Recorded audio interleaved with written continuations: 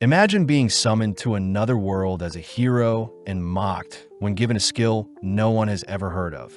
So you choose to live out your days in peace, but your online grocery skill is more capable than it seems, naturally drawing unwanted attention from the strongest beings that roam and govern this new world.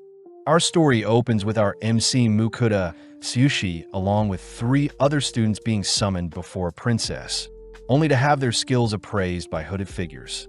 Kaido Saito is appraised to be a holy sword wielder, whilst Kanon Uno and Ryo Yoshida possess sacred magic along with multiple elemental affinities. The princess begs the heroes to save their kingdom of VIDZ, but as the hooded figure scans Muta's stats, he's revealed to be a 27-year-old salaryman with the skill Online Grocery. Immediately, Mukuda hears that his unique skill has never been heard of before, ostracized as it seems the 3 other heroes are far more overpowered than himself. With everyone brought before the kingdom's king, they all learn about the Demon King invading the VIDZ kingdom, prompting the king himself to ask for the heroes' help, and in exchange they'll be sent home once their duty is done. Heroically, Kaito, Uno, and Yoshida all agree to help the king, but Mukuda realizes something is sketchy about this whole situation, choosing to speak up as he asks to be pardoned. That way he can live a peaceful life away from this drama. Surprisingly, Mukuda is allowed to leave, handed 20 gold coins, but Mukuda is unsure about the worth of said coins. Passing through town, Mukuda garners strange looks from the town's folks, choosing to purchase a change of clothes only to pay others for information he is searching for. Mukuda chooses to stop by a grocery store to pick up some food, only to pick out a place to stay, slumping into his bed as he is grateful he chose a more peaceful life. Mukuda points out how the royals were carrying such luxurious items, showing signs of greed, but before Mukuda makes plans to leave the country, he calls for his status window to appear. Mukuda reads that he is level 1 and has the skill appraise and item box. A good turnout, as he doesn't need to carry around things. As for his online grocery skill, he's still unsure how it works. Fidgeting around for a bit, Mukuda ends up tapping on the skill, only to be frightened when an ordinary-looking grocery website pops out in front of him. Sifting through the items, Mukuda starts by adding water bottles to his cart, only to move on to some bread he can eat right away. When he goes to check out, he is asked to pay for his meal, choosing to pay with a silver coin, only to receive what he ordered magically via a cardboard box. Mukuda is impressed by such a skill, swiftly munching on his bread, as he reasons such a skill was unknown to the royals and could be used to sustain him and make a profit in this new world. Making his way out of town, Mukuda is advised to head to the town of Keels near the border of the kingdom, barely managing to hitch a ride with other travelers. During his journey, he makes some small talk with a traveling merchant, learning that the merchant plans to sell some soap in Keels, an item that is considered quite luxurious. Mukuda wonders why the merchant doesn't just store his luggage in his item box. But the merchant says the item box skill is quite rare, with only 1 in 1,000 having such a skill, whereas the appraisal skill itself is the rarest of them all, with only heroes being able to wield such skills. Mukuda hears that appraisal items are precious and are strictly held by the guilds and countries. But when the merchant wonders why Mukuda is asking him such things, Mukuda manages to conceal his rare skills, reasoning that his secret should be safe as long as no one appraises him. When a merchant hears that Mukuda is planning on staying in Keels permanently, the merchant says it's a good idea, seeing as trouble is brewing in VIDZ and rumors say the kingdom's borders will be closed soon. Right on cue, Mukuda arrives at a stop only to learn that all travel services have been suspended. Visiting a tavern, Mukuda chats with some knights, surprised that the knights plan on shifting their jobs to monster hunting, seeing as a war starting would be less favorable for them. Visiting the town's guild, Mukuda greets the receptionist only to request for escorts to help guard him to the kingdom of Venan by foot. Seeing as such a request is quite taxing, the receptionist asks that Mukuda pay 8 gold coins for his job, but seeing as he has no other choice, Mukuda reluctantly pays up. Immediately, the receptionist calls out to Werner and his party, prompting Werner from the Iron Will to introduce himself as a C-rank adventurer. Seeing as he wants to head out as soon as possible, Mukuda says he'll cook for the gang to save on expenses, something Werner is grateful for, as he says he'll get his party ready to set off tomorrow morning. Cutting to the next day, Werner introduces Vincent the swordsman, Rita the scout, Roman their mage, and finally Franca the healer. Starting on their journey, the gang remembered to take breaks in between, allowing Mukuda to show off his item box skill, where he retrieves a cooking stove and pot. Mukuda remembers that a magic stove would cost him 50 gold, so instead he used his online store to purchase a gas stove, allowing him to whip up some soup and sandwiches for the gang. With every mouthful, the gang are impressed by Mukuda's cooking, but Mukuda is revealed to have used his online grocery skill to pick out some soup packets along with pre-made sandwiches. Seeing as his escort party is slowly warming up to him, they all agree to continue their journey, but with Rita as their front guard, she suddenly orders the gang to halt. Out from the nearby trees, two massive bugs fly towards them, prompting Werner and Vincent to dash towards the monsters, instantly slaying them. As Franca heals the party, Rita is seen reporting sightings of a red boar up ahead, but with Ramon's help, they escort the boar directly towards them. Stepping up to the plate once more, Vincent and Werner tag team the massive beast before them, but even as C ranks, they easily slay the creature. Harvesting the creature's flesh, the gang reasoned they can sell the hide and fangs of the boar for a good price. As for the flesh, Mukuda offers to store them in his item box. With the sun setting, the gang gather around Mukuda's cooking, all choosing to turn their backs to allow Mukuda to cook comfortably. Mukuda decides to combine the harvested bacon with some vegetables, topping the meal off with some sausages only to serve the meal with some bread. Seeing everyone scoffing down his warm stew, Mukuda is relieved they enjoy his cooking. But when Mukuda serves up a second round, he wonders why the others are so impressed by his simple cooking. Mukuda chooses to appraise the other's stats, speechless upon discovering Rita has outrageous stats for someone of her stature.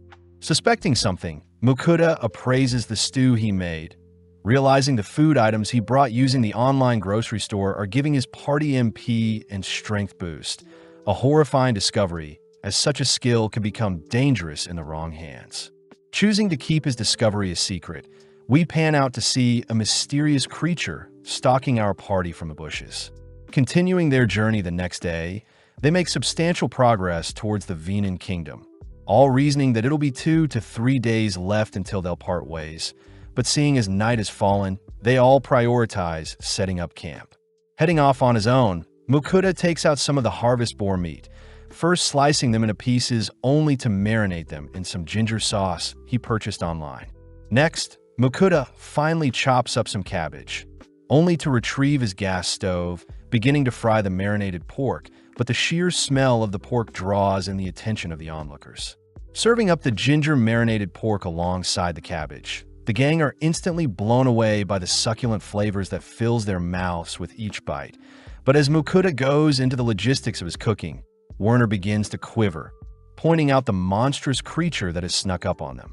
The creature demands to be fed, forcing Mukuda to feed it some of the marinated pork, but seeing as the monster's hunger is yet to be satiated, Mukuda rushes off to cook some more. Batch after batch, Mukuda hastily feeds the creature, finally able to satisfy its hunger only after he's exhausted his supplies. Having taken a liking to Mukuda, the monster agrees to form a contract with Mukuda, making it his familiar, and seeing as he doesn't have a choice, Mukuda reluctantly agrees, turning white when he hears the monster demand to be fed 3 times a day. The monster says they must be given a name, refusing to accept an ordinary name, but seeing as the monster is a Finrer, Mukuda settles for Fel. Proceeding the next day, the gang gets some horrified looks, especially since Fel is nonchalantly trotting alongside them. Plus, in the past, a Finrer destroyed the entire country. Werner says Fel is guaranteed to draw attention from Venan's higher-ups, but Mukuda panics, seeing as he doesn't want to draw attention to himself. As the gang set up for lunch, Mukuda realizes they're running low on the boar meat they harvested, demanding that Fel go hunt for more meat, seeing as Fel requested that every meal contain meat. Fel admits that's a reasonable request, immediately dashing off to hunt down some prey. But in the meantime, Mukuda is praised for managing to command around the powerful Fenrir. At that moment, Fel returns with the corpse of a rock bird, a B-rank monster that Werner admits even their party couldn't take out. With the gang helping to extract the bird's flesh, Mukuda retrieves some teriyaki sauce, choosing to fry up the bird meat alongside the sauce only to serve it alongside some onion soup. Mukuda chooses to serve his party first, choosing to spend the rest of the time cooking and feeding Fel, ultimately using up the entirety of the rock bird. Having finally made it to the border of Kingdom Venin, Mukuda notices the kingdom's knights rallying outside the border, realizing that it's due to Fel's presence. Werner offers to speak with the knights, heading first towards the border, only for the rest of the gang to follow suit, ultimately greeted by Edgar, the captain of the knights. Edgar demands to know what Fel's intentions of entering the kingdom are, but Fel simply utters that it is Mukuda's familiar and it has no reason to harm the kingdom of Venin. Seeing as Fel is quite tamed, Edgar permits the gang to cross their border, but gets intrigued seeing the legendary Fenrir listen to Mukuda so willingly. Entering the checking station, Mukuda realizes he doesn't have a guild card, so he is forced to pay to enter, but regardless, Mukuda is just relieved to have made it to his destination. Werner warns Mukuda that the king will surely want to meet with Fel and Mukuda, but Mukuda reveals he won't be staying for long, as he plans to travel the world. Werner suggests that Mukuda apply at the Adventurers or Merchant Guild to ensure he can cross into any country without needing to pay a tax like earlier. Mukuda reasons that the Merchant Guild is best for him since he can sell the items he cooks for a profit, but the gang remind Mukuda that the Adventurers Guild can help carve up the monsters Fel catches, and Mukuda can still make a profit from the monster droppings. Seeing Mukuda conflicted, the gang reveal that Mukuda can apply to be both a merchant and adventurer, all heading towards the town's guild, but during the process Mukuda pays another tax to enter into the town. Out of nowhere, Mukuda is greeted by Edmund, a servant of Margrave Lindell, swiftly inviting Mukuda and Fel to meet his master. Mukuda hesitates to accept, but Edmund is very persistent, forcing Fel to step in, declaring that it knows Edmund and his master are after its powers. Fel successfully scares away Edmund, leading Werner to explain that nobles are only after status and power, plus the Margraves won't have enough manpower to force Fel into submission. Fel mentions how the ancient dragon it fought 400 years ago was the only creature worthy of its time, but seeing as their escort job is finished, Werner asks for Mukuda's signature to confirm they finished their task. Mukuda realizes he can read and write, a feature of being a hero, but just like that, Mukuda part ways with the others who are heading to the Adventurers Guild. Mukuda and Fel choose to visit the Merchants Guild, entering the building only to draw the attention of everyone in the room. But regardless, Mukuda greets the receptionist Michaela, asking to register as a merchant. Michaela gets to work explaining that the Merchants Guild isn't owned by any country and is composed of 5 ranks, with one's yearly fee, business type, and overall operation size determining said rank. Mukuda says he plans on traveling and opening food stalls where he pleases, something that classifies Mukuda into the lowest rank of iron. With Mukuda finally registered and given his merchant's card, he confirms that the guild buys monster drops. But first, Mukuda checks into his inn, showing off the stable Fel will have to stay in for the night. With it getting late, Mukuda gets started on dinner, piling up some meat for Fel only to wonder how he can satisfy his craving for rice. Mukuda chooses to invest in another stove to cook the rice, all whilst grilling the steaks in a separate pan, intentionally keeping them quite rare, just how Fel likes its meat. Topping the steak with some soy sauce, Fel instantly gobbles up the meat, demanding more, but Mukuda chooses to switch out the sauces to see which combination Fel prefers. After feeding Fel, Mukuda gets excited seeing as his rice is finally ready, carefully scooping out a bowl of rice only to top it with some steak and sauce, immediately devouring the meal.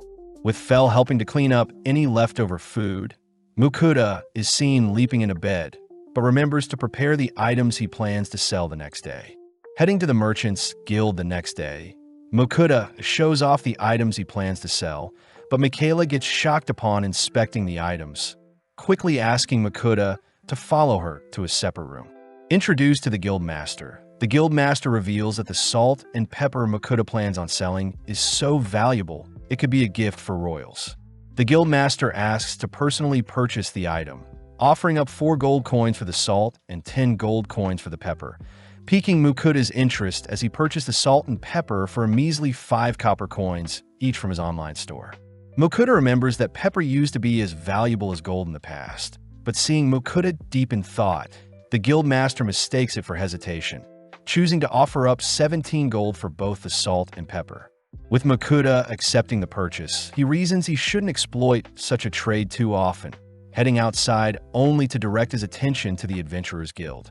Mukuda is greeted by Bianca, the guild's receptionist, who hands Mukuda a form to fill out for his guild membership, paying no attention to Mukuda, only to toss him his guild card once the paperwork is done. Seeing Bianca brush him off, Mukuda asks for an explanation on how the rank and quest systems work, prompting Bianca to reluctantly utter that adventures all start at J rank and the highest attainable rank is S rank. Adventurers can accept a quest 1 rank higher or equal to one's current rank, and that there is a validity period for an adventurer's rank. Plus, G ranks must accept a quest each month. Viewing the quest board, Mukuda reasons he should get started on a herb gathering quest. But first, Mukuda whips up some more steak for Fel. Mukuda gets curious as to how strong Fel truly is, using his appraisal skill on the beast, only to be speechless seeing Fel's maxed out stats. Waking up bright and early the next day, Mukuda heads to wash his face, only to hear Fel growling at him, demanding to be fed a filling breakfast. Putting together a quick breakfast, Mukuda and Fel head out for their herb gathering quest, reasoning that Mukuda himself should gather some herb whilst Fel hunts for their next meal. Fel suddenly detects monsters roaming nearby, swiftly casting a protective barrier to ensure its master's safety, only to part ways as Fel rushes to hunt down some monsters. Taking out the quest, Mukuda sees that he needs to gather Caillou and Maj grass, using his appraisal on the nearby field only to see that there is only weeds growing nearby. Heading a little deeper, Mukuda successfully hunts down both Caillou and Maj grass, reasoning he should take back some extra just to be safe. Seeing as his quest is already finished, Mukuda gets started on lunch, using his online store to purchase some beef, pork, meat sauce, and pasta. Mukuda first dices and sauté the onions, only to add the meats and sauce, but suddenly Fel returns with another rock bird. Fel mentions that it hunted other prey and left it nearby, but for now Mukuda focuses on boiling and salting the pasta, serving the pasta and the sauce only to top off the dish with some Parmesan cheese and parsley. Inspecting the dish, Fel is skeptical at the vine-looking dish, but with a single slurp, Fel begins to devour the spaghetti dish before him. Mukuda is glad he can still enjoy the foods he loved in his original world, suddenly bursting out laughing when he sees Fel is all dirty from shoving its face in the meat dish. Finally heading to inspect Fel's other prey, Mukuda scans the monster corpses, realizing that Fel has brought back a giant deer, black serpent, and murderous grizzly only to store them away in his item box. Mukuda does notice that Fel has brought back some orcs, skeptical if they're edible, but Fel reassures Mukuda that humans eat orcs all the time. Seeing as everything is done, Fel offers to give Mukuda a ride back into town, instantly dashing through the forest and towards town, but Fel's sheer speed almost knocks out Mukuda. Back inside the guild, Bianca is impressed that a G rank managed to gather so many herbs, handing Mukuda the pay for the quest along with the excess herbs he picked. Before Bianca leaves, Mukuda mentions how he would like to sell some monsters his familiar had hunted down, but Bianca is clearly too distracted adoring how fluffy Fel looks. Bianca points Mukuda to the guild's butcher, but upon learning that Mukuda has quite a heap of monster corpses he needs to sell, the butcher asks Mukuda to follow him out back. The butcher is glad to have finally met Mukuda, mentioning how there were rumors of him around town, but when Mukuda shows off the A rank and B rank monsters Fel slaughtered, the butcher becomes speechless. Mukuda says he needs to harvest the meat from all of the corpses, something the butcher says he'll have ready by tomorrow. But seeing as Fel is getting hungry, the butcher agrees to harvest an orc first.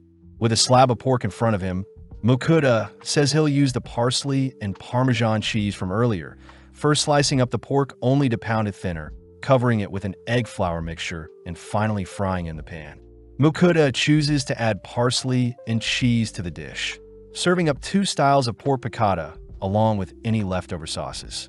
As our duo devour the meal, we see Mukuda returning to the butcher the next day, amazed the man was able to separate everything in a single day. The butcher also hands Mukuda his pay for the monster droppings, frightening Mukuda when he learns his payment is 202 gold coins. The butcher says the orc testicles, boar skin, and monster fangs are ultimately what yielded such a high payout. Plus, A rank and stronger monsters drop magic stones. Mukuda is grateful to the butcher for teaching him such things, hearing that the butcher used to be an adventurer and that Mukuda could probably get away with calling Fel a great wolf instead of a Fenrir to attract less attention. With nothing left to do in town, Mukuda and Fel continue their exploration of this new world, choosing to travel all day only to stop and set up camp once the sun begins to set. Seeing as Fel had earned him a lot today, Mukuda asks what Fel wants for dinner. But as Mukuda scrolls through his online store for takeout food options, Fel can't help but drool profusely. Settling on an assortment of meats, Fel takes his time gobbling each individual lump of meat, but off to the side Mukuda starts to cook up some Japanese black wagyu. Serving up a single wagyu steak to Fel. Fel is quite disappointed at his portion size, but upon tasting the steak, Fel can't help but admire the sheer tenderness the way the wagyu feels in its mouth. Mukuda hears that since monsters roam the world, there is no need to raise or domesticate animals. But as the duo wrap up their well-earned meal for the night, Fel is seen all fired up, noting how Mukuda's meal is giving it extra strength that could even rival the ancient dragon and its sworn rival. Curious, Mukuda appraises Fel's stats, shocked to see his food has buffed all of Fel's stats by 50%. Too restless, Fel swiftly casts another barrier to protect Mukuda whilst it's gone, speeding off into the night only to leave Mukuda to set up his sleeping bed for the night. Happily tucking himself in as Fel's barrier is putting him at ease. With Mukuda fast asleep, we see Fel encountering a rock bird only to take it down with a single swipe. Up next, a giant deer catches Fel's attention, but a single lightning spell dispatches the deer. Noticing a swarm of orcs nearby, Fel leaps into the epicenter of the gathering, immediately wiping out the horde with a torrential wind spell, only to notice an orc general appear. Sadly, the orc general's movements are far too slow, allowing Fel to slay it with a single swipe, but suddenly a chimera appears. Having just gotten started, Fel's roar sounds throughout the night, and by daytime Mukuda is in disbelief seeing all the monsters Fel had slain whilst he was sleeping. Hearing that Fel was able to take down a chimera with a single attack, Mukuda declares that the black wagyu will be removed from their meals moving forwards, especially since it gave Fel too great of a buff. In the coming days, we see Mukuda cook up a cockatrice with some soy sauce and lemon glaze, sitting down to enjoy a sandwich only to ask how Fel hunts. Fel says he uses mainly his teeth and claws, and only uses magic to eliminate weaker creatures, mostly wind magic, seeing as Fel had been blessed by the goddess Ninrir. Mukuda wonders if he can use magic too, opening up his system terminal only to confirm that he has a magic stat, but wonders how he can cast his first spell.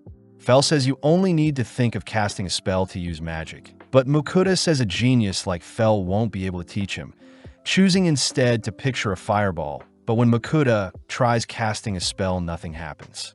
Seeing Mukuda embarrassed, Fel says Mukuda must allow magic to flow through his body first, asking Mukuda to touch its fur to feel the sensation of magic flowing through him, only to ask Mukuda to replicate the feeling himself.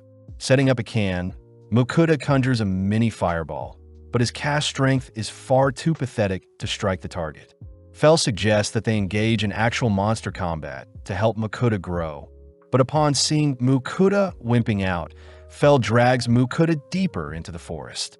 Discovering some goblins, Fel asks Mukuda to attack them, but Mukuda fears that the goblin swarm will be too much for him. Annoyed, Fel howls, drawing the goblins' attention towards Mukuda, who hurriedly flees. Running alongside Mukuda, Fel instructs Mukuda to continuously cast spells to survive only to leave for now, as Fell wants to hunt monsters as well.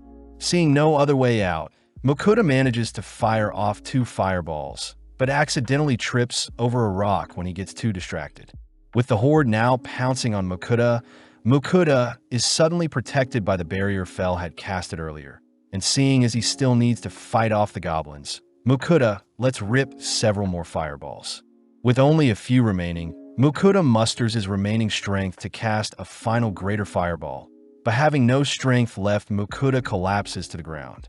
As the remaining goblins approach Mokuda, Fell arrives intercepting the goblins, but as Mokuda finally falls unconscious, he awakens later that night angry at Fell for putting him through that experience.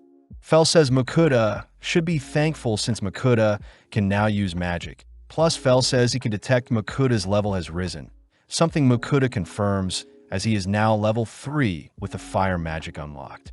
As a gift, Fell shows off a Goblin King he has hunted, and even though goblin flesh is not edible, Fell says Mokuda can still cash in the magic stone the goblin has.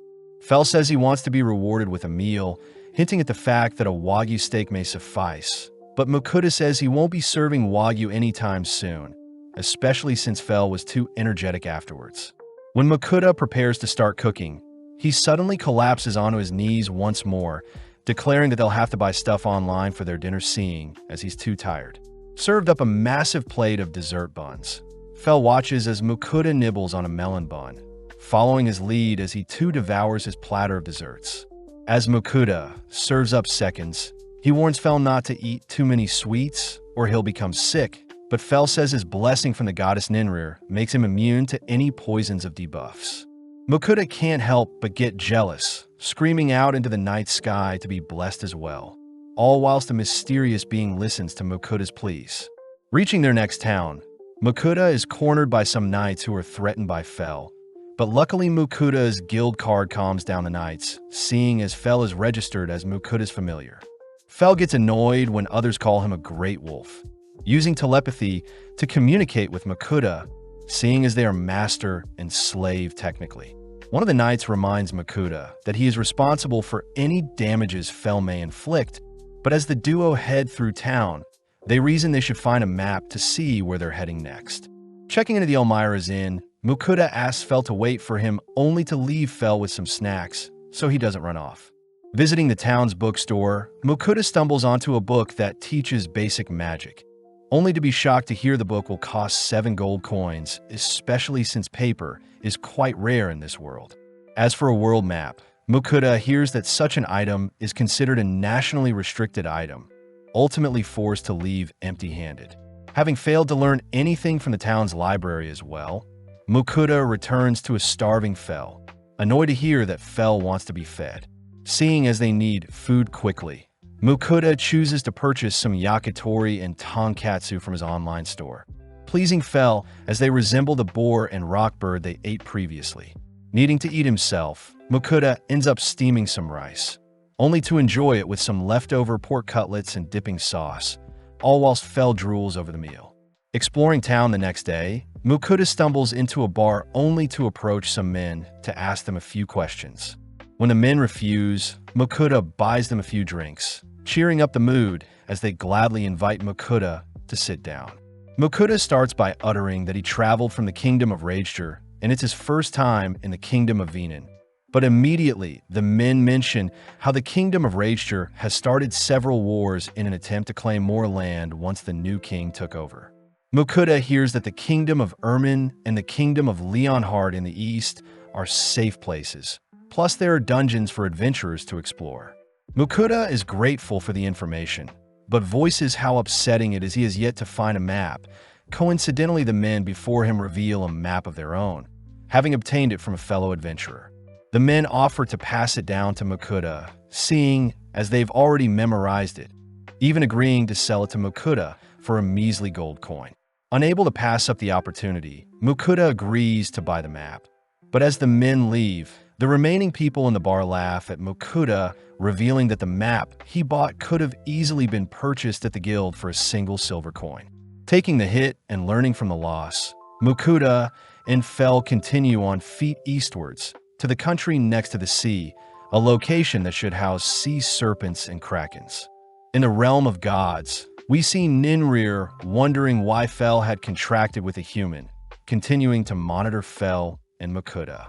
Back with our duo, we see Fel speeding past a forest, only to arrive near the sea. Fel says he's fiending for some seafood, nonchalantly approaching the body of water only to unleash a devastating lightning spell that slays countless fish. Fel says Makuta is free to collect as many fish as he needs, and the remainder should return back to normal after their paralysis wears off.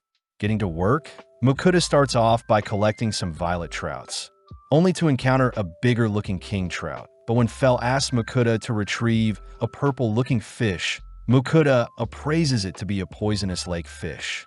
Makuta instantly tosses the poisonous fish back into the water, reminding Fel that his human body won't be able to withstand poison, instead settling for the other fishes. Makuta and Fel proceed to gather firewood only to start a fire with Makuta's fire magic, followed by Makuta buying flour, butter, and mushrooms. Next, Makuta washes and guts the fishes, seasoning them with salt only to skewer and roast them over a fire. Moving on to the king trout, Makuta begins filleting the fish, switching things up by wrapping up the king trout in some foil alongside some seasoning, placing this batch alongside the fire to cook. Finally, Makuta moves on to the remainder of the fish, battering them only to grill them like normal. With 3 different fish dishes completed, the boys tuck into their dinner, prompting Makuta to take out a can of beer to pair it with the fishy meal.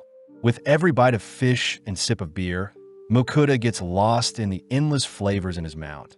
But suddenly Fel cries for more fish, forcing Makuta back onto his feet as he continues to fry up some more fish. Having stuffed themselves, Makuta mentions how their dinner reminded him of camping, but as he heads to clean up, he suddenly bumps into a slime. Fel reasons that they shouldn't worry about an insignificant creature like a slime ruining their night. And when Makuta pokes at the slime, he can't help but adore it. Checking its stats, Makuta confirms that the slime was born 3 days ago and has very low stats. But when Makuta sees that the slime is hungry, he feels bad since there is no food left. Surprisingly, the slime hops over to the rubbish that is piled up, slowly dissolving the rubbish Makuta was supposed to clean up, but Makuta steps in when it begins to dissolve his cooking utensils. In mere moments, the slime had helped Makuta clean up any trash left over, earning some praise from Makuta as he gives the slime a tight hug. Fel reveals that the affection Makuta just showed the slime created a contract with it, and now the slime is Makuta's familiar, something Makuta confirms when he checks his status window. With a new companion added, Makuta gives the slime the name of Sway, cutting to a few days later where Makuta is training his earth magic, having discovered recently he had an affinity for it. Seeing Makuta's slow progression, Fel offers to find more monsters to challenge Makuta's growth, but Makuta blatantly refuses, instead sitting down for a break alongside Sway. Makuta notes how big Sway has grown, having progressed from level 1 to 8 in 3 days. Strange since Sway has only been eating the trash that's been piling up. Seeing as everyone is getting hungry, Makuta quickly whips together some miso stir-fried orc meat atop some rice and lettuce, something Fel instantly gobbles up. Makuta had made extra, so Sway could eat with them, all 3 sitting down to appreciate the salty and tender dish. As Fel and Sway dust off their plates, they both ask for seconds, only to cut to later that night where our trio are stuffed. Checking Sway's stats, Makuta confirms that his cooked meals give temporary buffs, adoring Sway as it helps clean off the dirty dishes and bowls left over from his cooking, reminding Makuta that they should celebrate Sway's first meal. Makuta chooses to prepare some red bean buns and hot tea for everyone, a food that makes Fel crave desserts more and is an item that makes Sway hop around gleefully. The next day, Fel is seen staring off into the distance only to wake Makuta up as they need to discuss something serious. Fel reveals that Ninrir had sent him a divine message last night, uttering that Ninrir is willing to bless Makuta if he offers up a payment of sweets every week. Although Makuta is confused, Fel continues by stating that the blessing Makuta will receive is a minor blessing that can still grant immunity to most illnesses, but instant death and powerful curses are still a threat. Luckily, such a blessing will boost Makuda's magic capabilities, but Fell emphasizes that Makuda needs to offer up sweets once every week, annoying Makuda as it's obvious that Ninrir clearly just likes sweets. As Makuda accepts such a deal, he wonders how he can send his offering to Ninrir, hearing that any item can be made into an altar as long as Makuda means what he is praying for. The final thing Fell mentions is that the first offering must contain certain dessert breads, but seeing as there is no reason to refuse, Makuda prepares the breads alongside some coffee. With his hands clasped, Makuda offers up the food items to Ninrir. Watching the food items vanish, and in exchange Makuda receives a minor blessing from the goddess. Following Ninri, she is seen quivering, having finally received the dessert breads she had been watching our trio eat. With a single bite, Ninrir is overjoyed by the delectable treat, even flushing down the scrumptious treats with the coffee Makuda sent only to continue to stuff her face with the other sweets. Getting back to training, Makuda tries out one of his rock spells, amazed to see that Ninrir's blessing has improved his strength and control over his magic. Additionally, Sway has reached level 13, motivating Makuda to work harder and get stronger. But after a few hours of training, Makuda decides to refuel with some sweets. Combining some chocolate with some coffee, Makuda shares his meal with Sway, both awaiting Fell's return. After some more waiting, Fell finally returns, instantly sniffing out the chocolate Makuda had snacked on whilst he was gone, forcing Makuda to purchase some more chocolate to quench Fell's cravings. To make things worse, Ninrir telepathically orders for Makuda to send her some chocolate as well, shyly uttering that she had already finished the sweets he sent her, so she needs some more.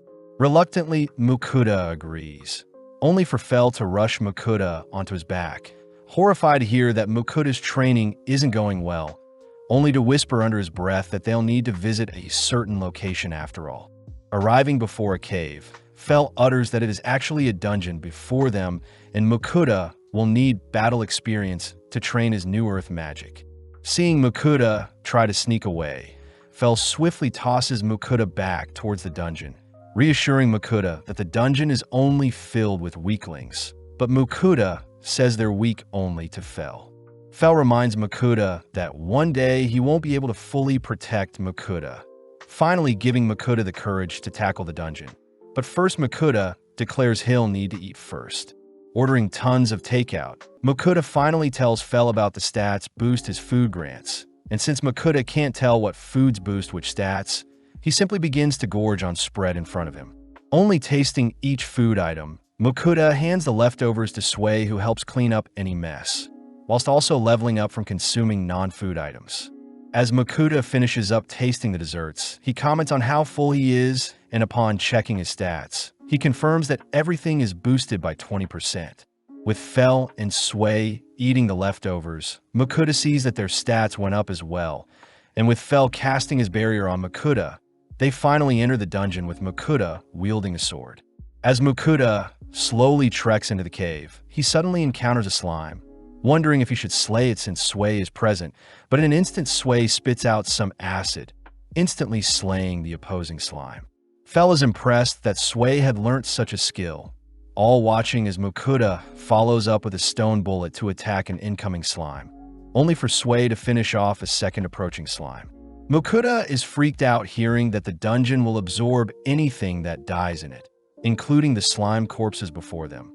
But as they venture deeper, Fell warns Makuda that horned rabbits are on the next floor. With the rabbits rushing Makuda, he aimlessly swings his sword around, only to move on the next floor where Makuda faces some goblins with his fire magic. Makuda does wonder why monsters are still attacking with Fell present, hearing that monsters in the dungeon attack anything that enters, suddenly running into kobolds on the next floor. At first, Makuda attempts to flee, but seeing no other escape, Makuda manages to unleash 2 earth projectiles that flatten the kobolds, amazing Makuda himself. Fell reminds Makuda to grow stronger whilst in the dungeon, all heading into the deepest floor of the dungeon. But horrifically, Makuda encounters hundreds of kobold guarding the last floor. When Mukuda tries running away again, Fel stops him, allowing Sway to help this time with clearing the floor. Plus, Fel himself can always step in if things get hectic. Seeing Sway pumped up, Fel shoves the pair towards the enemy, alerting the kobolds to Mukuda's presence as they all simultaneously lunge at Mukuda. Luckily, Fel's barrier repels the attacking monsters, giving Sway the opening to slay several kobolds with its acid spit. Mukuda rushes to join in, casting several stone bullets in tandem with Sway's acid spit to clear out the majority of the attackers. After a while, only 2 kobolds remain, both seemingly fleeing the scene, but out of nowhere their corpses are flung out of hiding, revealing the boss of the dungeon, the Kobold King. Fel says the king has appeared since his subordinates have been slain, but out of nowhere the king locks onto Mukuda, forcing him to flee. With Mukuda attempting to take down the creature with his stone bullets, he realizes that the projectiles simply deflect off the king's tough exterior, panicking as he can only flee from the king's axe swings. To make things worse, Fel mentions how his barrier won't completely protect Mukuda, forcing Mukuda to steal his resolve as he conjures a far greater stone bullet than the rest, managing to strike the king directly in the head. With the Kobold King's head recoiling, it suddenly recovers, opting to use its claws to attack Mukuda, but before Mukuda can retaliate, he suddenly feels dizzy, having exhausted his mana. Left wide open, Mukuda is once again saved by Fel's barrier, realizing that Fel was lying to force Mukuda to grow. With the Kobold King fixated on breaching Fel's barrier, Sway fires off a beam of acid, instantly disintegrating the creature. But before Mukuda faints from fatigue, he notices Sway glowing. Back outside, Mukuda awakens from his slumber, reassuring Sway that he's fine, but strangely enough, Sway can now communicate with him. Mukuda pulls Sway in for a hug, checking her stats only to see that she's evolved from a baby slime to a slime, explaining why Sway was glowing earlier. To top things off, Sway is already level 7 after her levels reset. As for Mukuda, he is officially level 7 with Earth Magic as a new skill, but sadly he is still weaker than Sway. Mukuda hears that Fel left a while ago, but in the meantime Mukuda wonders if Sway is a rare breed for her kind, but right on cue Fel returns. Mukuda realizes Fel went out to hunt and eat since he got hungry. Still annoyed, Fel lied to him about his barrier breaking, but Mukuda is grateful since Fel pushed him out of his comfort zone. Seeing as everyone is hungry, Mukuda browses the online store to pick up some eggs, fish stock, soy sauce, and rice, only to begin cutting up some onions and rockbird. Next, Mukuda simmers the ingredients in a broth base, only to top everything off with some eggs, adding the mixture to some rice to reveal a rice bowl. As our trio devour the well-earned meal, they choose to rest up afterwards, but Mukuda suddenly bursts out laughing hearing Sway call Fel her uncle. Since Sway is only 14 days old and Fel is 1,000 years old, it makes sense, but feeling embarrassed, Fel roars, demanding to be addressed simply as Fel. Scared, Sway begins to shiver and cry, leaping into Mukuda's arms as he teases Fel for being mean. Giving in, Fel permits only Sway to address him as uncle, exciting Sway as it seems they've all grown closer. Entering into a domain filled with orthros and griffins, Fel declares they'll be charging right through instead of going around to save on time. But Mukuda says those monsters are considered boss-level threats. Fel reminds Mukuda that he can't be defeated, first running through the orthros territory, but within mere seconds our gang are swarmed by a pack of orthros. Although most of the orthros can recognize that Fel is stronger than them, a lone younger orthros chooses to challenge Fel, prompting Mukuda and Sway to run for cover. As the young orthros rushes Fel simply waves his paw, shooting a burst of wind magic that shreds the attacker. Fel gives the other orthros a chance to flee, all whilst Fel explains that technique he just used, but Mukuda is too busy admiring how cute Sway is for wanting to learn Fel's technique. At night, the gang set up camp, but when Mukuda heads to retrieve some water, he flinches at everything, fearing something may attack him. Fel says their earlier confrontation should have warned any attackers to stay away, and seeing as everyone is getting hungry, Mukuda heads to prepare the stoves. Mukuda asks Fel how much longer it'll take to arrive at their destination, shocked that they're only halfway and it'll probably take another 3 weeks to reach their end goal. Mukuda fears they'll run out of meat soon, choosing to retrieve some black serpent meat alongside a variety of other ingredients. Mukuda starts by trimming the flesh off the bone, only to dice up the serpent meat as if it were chicken. Mukuda then starts tossing the serpent meat with some seasoning and chili sauces, ultimately serving up some chili black serpent, relieved to see the serpent taste fine.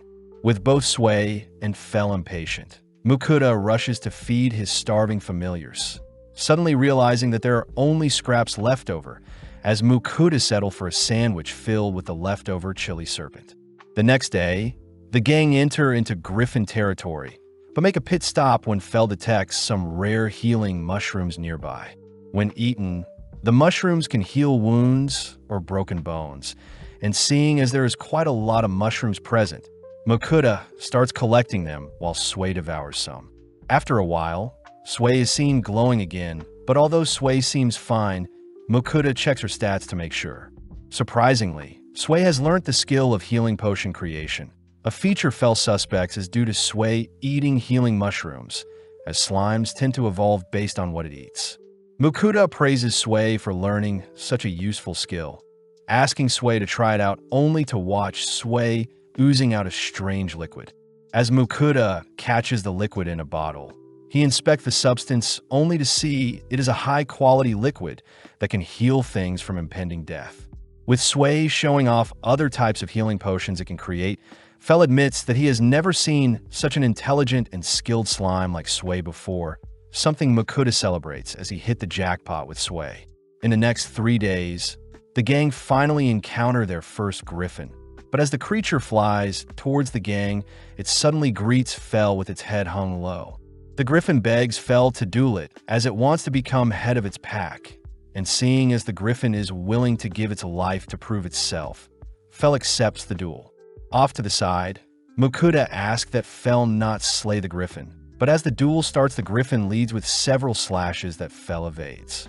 Fel chooses to kick the griffin away, but the griffin simply sends out several feather projectiles, forcing Fel to dodge, all whilst creating a smoke screen in favor of the griffin. The griffin uses the smoke screen to dive in and out for attacks on Fel, but getting a little annoyed, Fel unleashes a tornado that clears the smoke, all whilst capturing the griffin in the eye of the storm. Mukuda screams for Fel to let the griffin live, forcing Fel to release the griffin from the tornado, but the griffin is too beaten up to move. Quickly, Mukuda and Sway heal the griffin with Sway's healing liquid, but seeing the griffin depressed, Mukuda points out that the griffin was able to land a hit onto Fel. Surprised it was able to harm the legendary Fenrir, the griffin roars, attracting its kind only to declare that it has become leader of its pack thanks to Fel. Before the griffin leads with its pack, it hands Mukuda one of its feathers, promising to not intervene with the gang moving forward. That night, Mukuda thanks Fel for clearing things up with the griffin, reasoning that he should use the rest of their meat to reward Fel. Mukuda opts to batter and season the remainder of their orc meat, deep frying it only to serve it beside some cabbage and sauce, a meal both Fel and Sway gladly devour. With Mukuda whipping up second for the gang, he is reminded by Fel to send offerings to Ninrir, cutting to a few days later where the gang have finally emerged from the forest. Mukuda celebrates a month and a half worth of traveling, checking the map to see that they're close to the kingdom of Leonhardt, and seeing as they're basically out of meat, the gang sprint to search for any man-made roads. Off in the distance, Mukuda spots a caravan being attacked by bandits, ordering Fel to save them in exchange for a luxury meal later.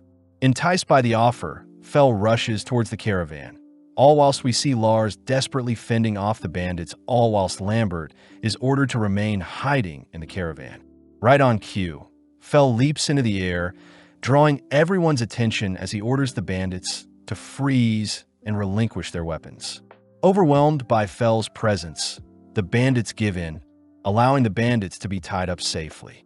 Lambert introduces himself as the owner of the caravan, and Lars is the leader of the Phoenix Adventure Party that had been employed to escort Lambert, all grateful to Mukuda for saving them. Lambert mentions how they're heading to the city of Carolina, the northwestern city in the kingdom of Leonhardt, and seeing as it's convenient for them as well, Mokuda agrees to accompany everyone to the kingdom of Leonhardt. Traveling all day, Mokuda ends up hearing rumors from the guards that Fell is either a great wolf or a Fenrir, and that the rumors spread fast due to letters being exchanged via a magic teleportation tool. Mokuda ends up feeling bad for Fell since most nobles want to tame and use Fell for their own benefit. And to make things worse, Mokuda himself has a rare item box, appraisal skill, and even the online grocery skill, all things that will cause a massive stir if leaked.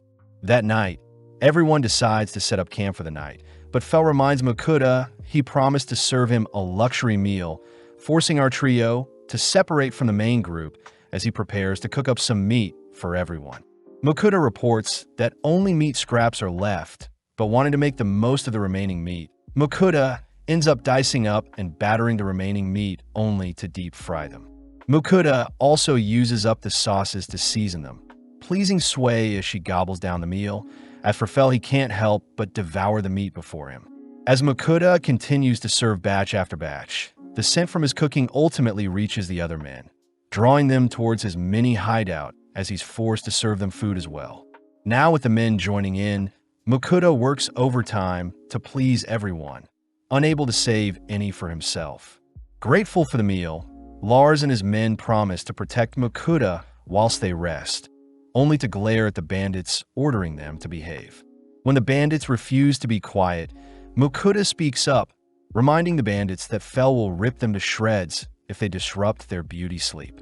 The next day, Mokuda finally arrives at Carolina, the 5th largest city in Leonhardt, a place where Lambert's family have been leather merchants for generations.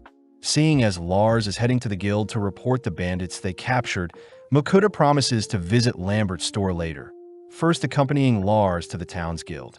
Surprisingly, Mokuda learns that his G-rank license had been revoked since he hasn't accepted a quest for over a month, learning from Annette that most G-ranks try getting to F rank as soon as possible. That way he'll have a 3-month grace period between quests. Seeing as he won't make the same mistake twice, Mokuda asks to re-register his guild license, this time reporting that Sway is a new familiar he wants to register, but this only makes other adventurers mock him for taming a slime. Afterwards, Mokuda asks where he can submit the monsters he's collected, only for Lars to ask if he and his men can watch, curious as to what monsters Fell had slain. Seeing the massive monster pile, Lars and his men are speechless, but Mokuda continues to pile up the corpses, stopping just before he adds the Chimera corpse. Johan the Butcher is impressed to be given the chance to carve up so many corpses, but Mokuda asks if it's fine to have his monsters butcher in places other than the guild, but Johan advises against it since non-licensed butchers are sketchy. In mere moments, Johan perfectly extracts a portion of the red serpent's delicate skin, making Mokuda and Fell crave the taste of the serpent's meat. Lars suddenly realizes something, asking what meats were served to them last night. But upon hearing that Mokuda had served them A-rank and B-rank monsters, Lars and his men immediately apologize for stuffing themselves with such rare monster meat. Mokuda is surprised at first, but reassures the men it was fine, something Lars can't accept as he promises to assist Mokuda if anything arises in the future. Checking into the Griffin in that night, Mokuda reasons that he should reach F rank whilst he's in town, plus he needs the guild's butcher to help extract the meat for their adventures. Before Mokuda heads to sleep, Ninrir's voice reminds Mokuda to complete his weekly offerings, and seeing as there is a pudding and jelly sale in his online store, Mokuda offers up a variety of sweets to the goddess. The next morning, Mokuda checks out the quest board, learning that basic escort jobs are worth 1 point, herb gathering is worth 2 points, and goblin hunting will garner 3 points. Seeing as he needs 100 points to rank up, Mokuda estimates that it may take around 2 to 3 months, but Fell orders Mokuda to take all the goblin slaying quests to speed things up. As both boys argue using their telepathy, Fell gets an idea, managing to convince Sway to agree to hunt down some goblins, ultimately convincing Mokuda to take on a goblin hunting quest. Heading eastwards, the quest rewards 5 goblin kills with 3 silver coins and 3 points. a reasonable offer for hunting goblins. After a few minutes of searching, our trio stumble onto 3 goblins, but in mere moments, Sui shoots them down with her acid spit. Makuta is thrown off when the quest requires Makuta to slice off a goblin's ear as proof of a successful hunt, traumatizing Makuta as he screams whilst harvesting the ears. Having made too much noise, another army of goblins approaches our trio, but Sui gets to work dispatching them one by one. Not satisfied, both Sui and Fel drag Makuta toward the nearby goblin settlement, ultimately managing to rack up quite a few hundred goblin corpses. Moving on to harvesting the goblin ears, Makuta wonders what they'll do with the remainder of the goblin bodies, fearing that it may attract other monsters or even create a dungeon itself. Fel reckons they should leave the corpses be and let nature do its magic, but Makuta refuses, asking if Sui herself could melt down the bodies. Happily obliging, Sui ends up growing massively in size after cleaning up a fraction of the corpses, and when Makuta checks Sui's stats, Makuta sees that Sui has evolved into a big slime. Having gained the skill to proliferate, Sui shows off her skill to change size at will, splitting her body apart into smaller Suis only to begin dissolving the remainder of the goblin corpses. Makuta is amazed by how overpowered Sui has gotten, but seeing as it's almost lunchtime, Makuta declares they'll be having bread today. Changing things up, Makuta purchases a variety of breads with savory fillings, intriguing Sui as she discovers different meats within each bread. As Fel tucks into the meal, Makuta indulges in some coffee to wake himself up, a little disappointed that his plan to rank up slowly has been ruined, as the goblins they racked up in a single day have garnered him enough points to reach rank F already. Returning to the guild, Makuta submits the horde of goblin ears he had collected, but this ends up causing a stir at the guild, stressing Makuta out when the guild master himself asks to speak with Makuta. Guided by a net out back, Willem the guild master greets Makuta, grateful for Makuta for taking out the goblin settlement near their town. Makuta is shocked that Willem has deduced that Fel is indeed a Fenrir, but more importantly, Willem reads a message from the royal palace, informing Makuta that the royals and nobles are aware of our trio's presence in their town, and that they'll leave Makuta alone. Makuta celebrates a happy accident, suddenly hearing that Willem is willing to promote Makuta to a C rank, but Willem would like Makuta to do him a couple favors. Makuta fears that Willem has some devious quest lined up for him, but Willem corrects Makuta, uttering that he actually needs Fel to take on some A rank and S rank quests for him. With Fel agreeing, Willem says there are a few quests that have been lying dormant for ages. Plus, Willem will ensure no one gets in Makuta's way when taking on the quest. Seeing as it's the perfect time, Makuta finally shows Willem and Johan the Chimera and Ortho's corpses he had been keeping secret, reasoning that the 2 men would be trustworthy enough to deal with them. But Willem fears that he won't have enough money to pay for such valuable monster corpses. The men settle for butchering up the Blue Orc, an S-rank monster, and an Orc King, another borderline S-rank creature, both powerful beings that Fel was easily able to slay. Sui gets motivated to hunt down powerful monsters just like Fel, all whilst Willem tells Makuta to come back once Johan finishes butchering up the monsters. Plus, he'll give Makuta his C-rank license tomorrow as well. That night, Makuta reasons they should switch things up from the normal fried food, opting to cook a meal with vegetables. Makuta first boils some rock bird, only to have Sui help him shred the bird, only to finish the first meal by adding some sauce to the bird and vegetables. Next, Makuta gets started on stir-frying a portion of the rock bird with some vegetables, ultimately serving up the dishes to Fel and Sui, all whilst indulging in a beer himself. Makuta chooses to combine the dishes with bread, all dusting off the dishes as Makuta voices how proud he is that Sui wasn't picky about what she was served. Noticing Fel cramped in his sleeping space, Makuta offers to lay down a futon to help Fel sleep, only for everyone to finally head to bed. The next day, Makuta heads to the guild to collect his guild license, amazed that a C-rank card is silver and that C-rank adventurers only need to complete a quest every 6 months. Finally, Willem shows off the payout Makuta will be receiving for his monster corpses, first starting with 461 gold coins for the initial monster corpses with the red serpent. Next is 1,415 gold coins for the ogres in the second pile, and finally is the payment for clearing up the goblins and their settlement, totaling a final payout of 1,946 gold coins. Willem admits it's the biggest amount of money they've paid a single adventurer. Plus, Makuta knows he still has leftover fund for his other adventures, fearing that his 2,000 plus gold coins will draw in other attackers. Willem does remind Makuta that he still needs to take on 2 quests to keep up his end of the bargain, starting with hunting down a metal lizard along with a pack of bloody hornbulls. Willem asks that Makuta hunt the metal lizard first, as their nest is meant to be at the foot of the Pascal Mountain and will take a 2-day carriage ride to get there. The blue lizard definitely has a favorite food, but there are no documents on what it may be. Plus, the lizard is immune to most physical attacks due to its tough metal exterior. Makuta secretly utters that Fel had hunted one in the past, but moving on, Willem says the pack of bloody hornbulls are west of their location and are a current issue for newbie adventurers. Willem warns against the bull's dangerous pack size, but Fel can only think about all the beef they can eat, exciting the trio as the guild is willing to pay for half of the bulls they slay. Since they'll depart tomorrow, Makuta heads to visit Lambert, asking to purchase a new bag. Lambert gladly shows Makuta a few bags made from different animals at different price points. But Makuta says Sway will be the final decider, seeing as she'll be carried around in it. Surprised to see Sway pick out the cheapest bag made of leather. Browsing around the store, Makuta takes note of a belt that can store his sword, but it costs 6 gold coins. Next, Makuta spots a fancy coin purse for a single coin, only to be drawn to new boots as well.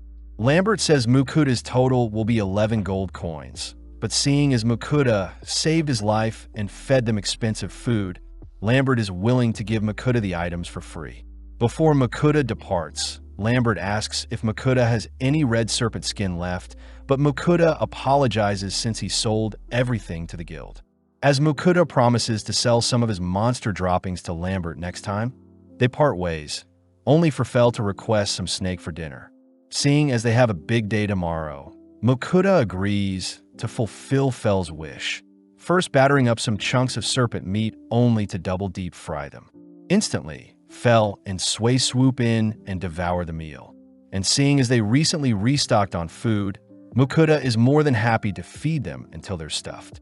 Once Fel and Sway are satisfied, Makuta reasons he should fry up some extra and store them for later, ending the night with a beer to accompany his meal, all while Sway and Fel knock out for the night. Heading towards the mountain where the metal lizards reside the next day, Makuta tries guiding Fel, but relying on his keen senses, Fel darts towards a cave, having detected a lizard resting inside. Slowly descending the cave, the gang notices a metal lizard off in the distance, but it seems to be glowing. Makuta appraises the lizard to be a mithril lizard, suspecting it mutated after devouring the nearby mithril ore, and seeing as there are no other lizards nearby, Fel will have to engage it. Fel explains that mithril is quite durable and highly resistant to magic, worrying Makuta, but in an instant Fel's lightning spell fries the lizard, smirking as he reminds Makuta that he is a legendary Fenrir. As Makuta stores away the lizard's corpse, he reasons he should gather some mithril for himself, wondering if he could craft a blade or some armor. Fel gets annoyed, declaring that Makuta won't need any mithril in his arsenal, as his barrier is stronger than mithril and his attacks are far more efficient than any mithril blade. And seeing as Fel is still energetic, they all rush to take on the bull quest. After a while of traveling, our trio stand before the horde of bulls, prompting Makuta to wait atop a hill whilst Fel deals with the monsters. Surprisingly, Sway herself wants to hunt down monsters as well, quickly meeting up with Fel as they use the tall grass to their advantage, ultimately pouncing and massacring the nearby bulls. Makuta is completely horrified at how strong his familiars are, but nonetheless gets started with collecting the bulls' corpses, grateful to Sway and Fel for helping with transferring them into his item box. For a quick lunch, the gang munch on some sandwiches stuffed with orc and rockbird, all whilst Makuta flushes down the meal with some cola. Intrigued, Sway asks to taste the carbonated beverage, piquing Fel's interest as well, only for everyone to wrap up lunch. As the sun begins to set, Mukuta shows off the mithril lizard Fel has hunted, shocking Johan and Willem as the last sighting of a mithril lizard was 400 years ago, plus the discovery of a mithril vein is the fourth of its kind.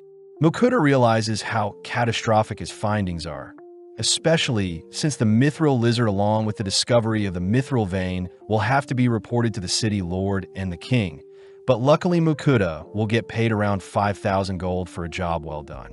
Mukuta panics at the amount of money he'll be holding, but Willem says they need to gather the funds first, asking Mukuta to keep everything discussed a secret for now.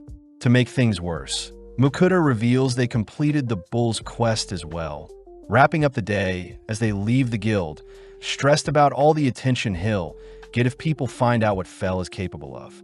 Regardless, Mukuta chooses to treat the gang with their newly harvested beef, starting off by slicing up several steaks only to season and sear them carefully. Serving up the first round of steaks, the gang immediately shiver at the plump and savory beef steaks, prompting Mukuta to serve up another round, but this time alongside some garlic steak sauce. As our trio eat till their heart's content, Mukuta is seen doing the dishes, flattered by Fel, who says he will only eat things that Mukuta cooks him moving forward. Mukuta is grateful to Fel and Sway for making his life easy, but as he heads to bed that night, he quickly remembers to offer up some sweets to Ninrir, even adding a few extras since Ninri personally requested specific sweets. As Mukuta's offering is sent to Ninrir, a few other voices can suddenly be heard in his head, revealed to be Agni, Kisharl, and Rusalka, fellow goddesses that are jealous of the tasty treats Ninrir has been receiving. Ninrir says she is simply accepting offerings after blessing Mukuta, but when the other girls see that Ninrir had only given Mukuta a minor blessing, they offer to bless Mukuta in exchange for sweet offerings as well. Kisharl says she is the goddess of earth whilst Agni is the goddess of fire, both elemental affinities that Mukuta currently possess, and seeing as the goddess of creation may scold the girls for giving out to many blessings, they'll simply give Mukuta minor blessings like Ninrir. Mukuta secretly wonders if he could deny such offers, especially since it's never been heard of for someone to have more than one blessing. But having heard enough of Mukuta's whining, Agni and Kisharl both bless Mukuta regardless. With the girls excited to receive their offerings, we see off to the side Rusalka, the water goddess, begin to cry, not wanting to be left out. But she also doesn't want to bless Mukuta, seeing as he doesn't have an affinity for water magic. As Mukuta racks his brain to cheer everyone up, he suddenly notices Sway checking on him, swiftly asking for Rusalka to give her blessing to Sway, a perfect candidate. Happily obliging, Rusalka ends up fully blessing Sway, all suddenly demanding to be given their offerings now. Seeing as he has to keep up his end of the bargain, Mukuta purchases a box full of sweets, sending the offering up to the goddess only to collapse into his bed exhausted. Mukuta chooses to check his stats, amazed at how stacked they are, reasoning that Sway and himself should try out their new powers. Heading into a forest the next day, Mukuta confirms that his fire and earth magic have been severely boosted, and it seems he isn't as fatigued after casting a decent amount of spells. Up next, Sway tries out her new powers, dazzling everyone when she manages to conjure a massive water ball on her first go, only to decimate a nearby tree. To top things off, Sway's slashing attacks easily shred several trees at once, prompting Mukuta to instruct Sway to only attack monsters with her new powers. When Fel asks to spar Sway, Mukuta immediately forbids such a thing. Instead, Mukuta tries out his new rock wall skill, all whilst Fel heads off to do some hunting. When Fel returns with a black serpent corpse, Mukuta shows off a new house he made with his earth magic, but sadly Fel and Sway are more fixated on dinner. Waking up early the next day, the gang admit the house helped, only for Mukuta to declare they'll be delivering the serpent Fel hunted to Lambert. Back in town, Mukuta visits Johan, who shows off the remainder of the bull meat, all whilst handing Mukuta the remainder of his pay for the bulls.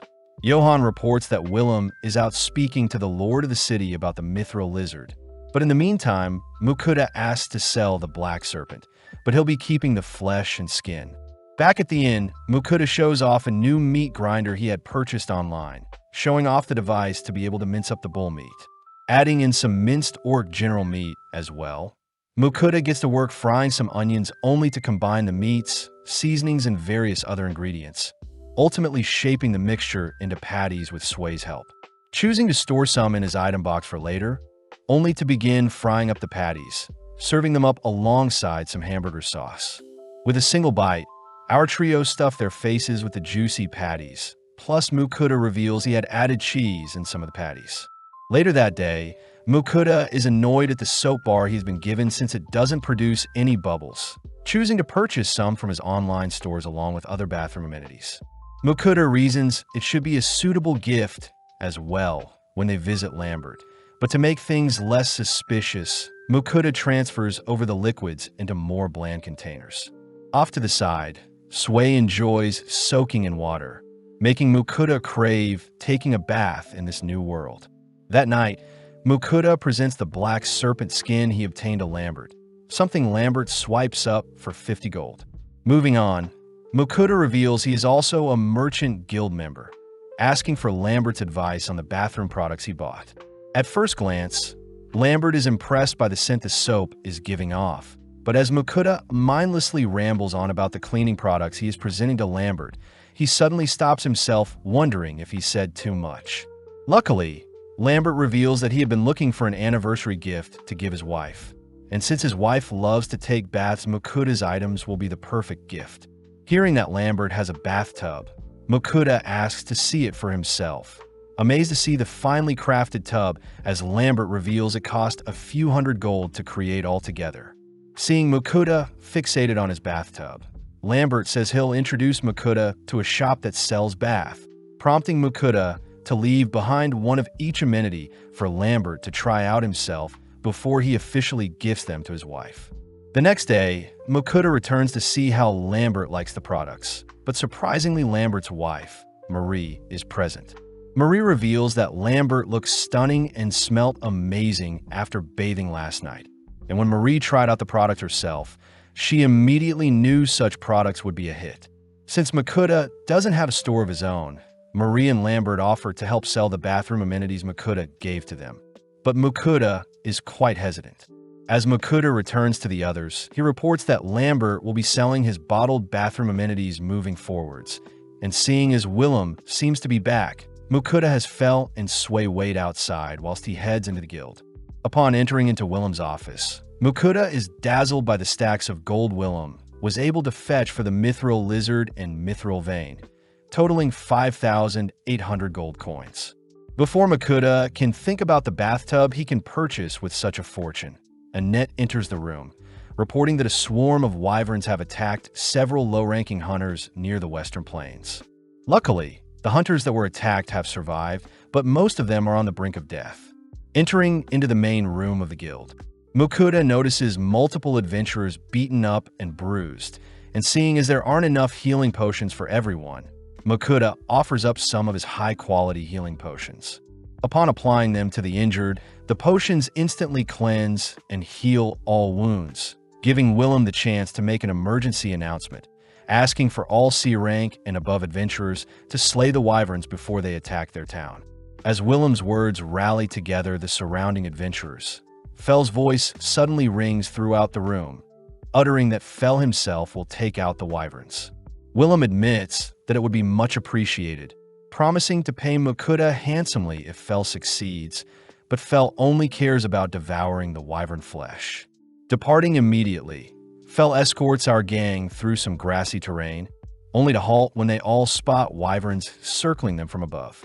Mukuda appraises the wyverns to be creatures that hunt in packs and have poisonous stingers for their tails, but Fell is not one bit afraid, instead using the opportunity to teach Sui how to fight aerial monsters. With Mukuda staying behind, Sui rides Fell in a battle, only for Fell to be forced to evade the wyverns diving towards them. Fell instructs Sui to target the wyvern's head or wings, but on her first go, Sui only manages to land a hit on a wyvern's wings, sending it plummeting from the skies. Fell still congratulates Sui for landing a hit on a wyvern, instantly decapitating the lone wyvern, only for Sui and Fell to lock onto the other wyverns swarming them. Although Mukuda is far away, he still feels the impact from Fel and Sway's battle. But having gotten too distracted, a lone wyvern sneaks up on Makuta. As the wyvern attacks with its tail, Makuta is once again protected by Fel's barrier. But before the wyvern can attack Makuta again, Sway appears, absorbing and blowing the creature away. Right on cue, Fel monstrously appears behind the wyvern, instantly shredding the creature only to clean up the rest not too long after. Seeing as they've earned their lunch, Makuta heads to retrieve the leftover patties he had prepared earlier, declaring that he'll be frying the patties to create a different dish. With a light coating of breadcrumbs, Makuta presents a stack of crispy and juicy deep-fried patties, all enjoying their lunch under the gorgeous blue sky and luscious fields, all whilst Willem and the other guild members await our hero's return. As night falls, our trio finally return to the guild, reporting that all the wyverns have been eliminated. The adventurers in the guild immediately begin to celebrate, all whilst Willem utters that half of their adventurers would have been wiped out if it weren't for Fel. Funnily enough, Fel utters that they took so long because they had lunch afterwards. Makuta starts his report by declaring that they collected 13 wyverns in total, and that most of them are intact, so the guild can buy the corpses, but Makuta wants the wyvern's flesh. Willem says since the guild is low on funds, they'll butcher the wyverns and only purchase half of them, cutting to later that night where Makuta gets ready for bed. Realizing that he needs to offer up some sweets to the goddess, Makuta suddenly gets contacted by Agni, who demand her offerings, only for Ninrir to privately speak with Makuta, asking for a larger portion than the others. Kishar, on the other hand, asks to try out the soap and shampoo Makuta showed to Lambert, only for Rusalka to request similar meals to the ones Makuta makes for Fel and Sway. Annoyed, Makuta reminds the goddesses that their secret messages will be exposed once he sends everything to the goddesses, infuriating Agni as she demands to be sent booze to make things fair. With our trio heading through town the next day, Makuta can't help but hear others admiring them from afar. But first things first, Makuta visits a Lario company to check out their bathtubs. The store clerk asks if Makuta is considering buying a house, starting off by showing a brown tub for 300 gold, only to move on to a little more expensive one that can regulate its temperature better. Finally, the store clerk shows off a white tub that is the most popular yet expensive one, but seeing as he doesn't care for the color of the tub, Makuta asks to purchase the green tub. The store clerk is surprised at the quick decision, asking if Makuta needs a payment plan, but Makuta simply pays for the tub in full. After storing it in his item box, Makuta says they'll be leaving town, heading deep into the forest where he can finally make use of the bathtub. In the meantime, Fel runs off to do some hunting, leaving Sway and Makuta to map out a general area for their tub, only for Makuta to erect stone walls to encase them in. Next, Sway is tasked with filling the tub with water, only for Makuta to heat up the water with his fire magic. Taking charge, Makuta starts by scrubbing himself down, only to finally indulge in the steamy goodness that is the warm bath water, remembering to add bath salts to help hydrate his body. After a long bath, Makuta and Sway down a pint of milk each, both wondering where Fel is. Seeing as he has time, Makuta gets started on preparing the wyvern meat, first slicing up some onions only to thinly cut up the wyvern meat. Into a pot, Makuta tosses all the ingredients and brings it up to a boil, only to serve the mixture onto a bed of rice. Makuta finds it strange that Fel has yet to return, so he reasons he should start on another meal that will take up some time. Purchasing some more vegetables and seasoning, Makuta dices up some carrots, onions, and potatoes, only to portion out chunks of wyvern and beef meat. Next, Makuta fries the meat, adding the remaining ingredients alongside some sauces and wine, ultimately creating a wyvern stew. With the sun beginning to set, Sway suddenly detects Fel nearby, but surprisingly Fel has brought the corpse of a dragon he slayed. Makuta is speechless upon hearing that Fel slayed a earth dragon, and seeing as Fel is quite satisfied with his hunt, Makuta reminds Fel that they can't bring the dragon to the guild as it'll be too expensive for them to purchase. More importantly, Fel is able to sniff out the sweet scents of the stews Makuta prepared, but Makuta states they won't be having dinner until Fel cleans himself up. Searching through his online store, Mukuda chooses to pick out some grooming products for pets, only to begin brushing out Fell's fur to untie some knots. Moving on, Mukuda begins splashing Fell with some water to prep him for the shampoo. But seeing as it's taking longer than usual, Mukuda uses Sway as a shower to spray down Fell. Finally, Mukuda and Sway begin scrubbing down Fell with shampoo, rinsing him off only to combine fire and wind magic to dry Fell off. With it now being dinner time, Mukuda first serves up the beef bowls to Fell and Sway, all appreciating the flavors that come with eating wyvern meat with rice, plus the pickled ginger cleanses the palate. Seeing as the wyvern stew will taste better tomorrow, the gang settle for eating the beef bowl today, only for Mukuda to declare that Fell will be taking a bath every once or twice a month to ensure Fell is clean and hygienic. Returning to town, Mukuda shows off the earth dragon Fell slayed, but Willem and Johan are in complete disbelief, both refusing to touch the creature, seeing as every part of the dragon is extremely valuable. Luckily, Willem mentions that the guild master from Dolan is quite knowledgeable on dragons, and seeing as Dolan is close to the sea, the gang get excited. Wrapping up his stay in town, Mukuda makes sure to say his farewells to everyone, receiving a letter meant for the guildmaster at Dolan along with a map Willem had marked to help with Mukuda's travel. The season ends with our trio finally departing for Dolan, but the gang remember to set up camp that night and try the wyvern stew Mukuda had made the previous day, exciting Fell and Sway for what other meals Mukuda has in store for them.